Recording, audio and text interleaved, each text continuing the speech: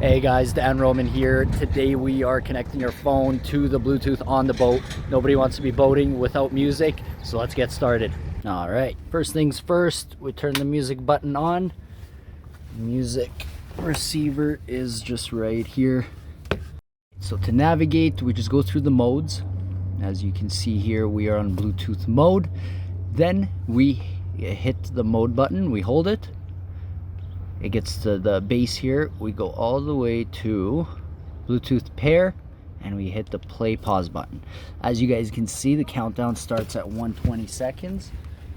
While the countdown is going, we're going to search for, we're going to turn the Bluetooth on and we're going to search for it. It'll come up as MS3A. And there we go.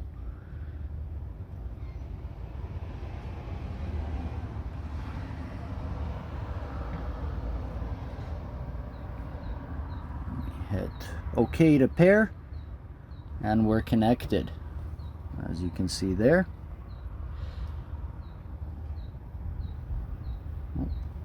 Let's play some music.